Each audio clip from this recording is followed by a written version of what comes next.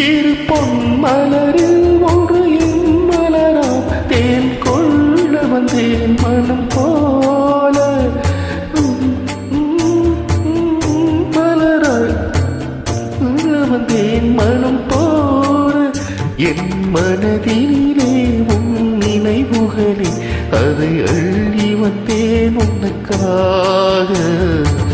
காதலின் பொன்வீதியில்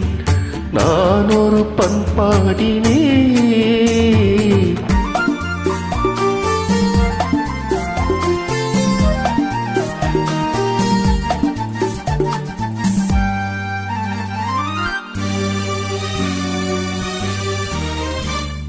விழிவோரங்களில் சில நேரங்களில் வரும் பாவங்களும் கவியாகும்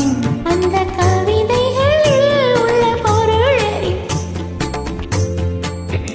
அதை சுவைப்பதுதான் கலையாகும்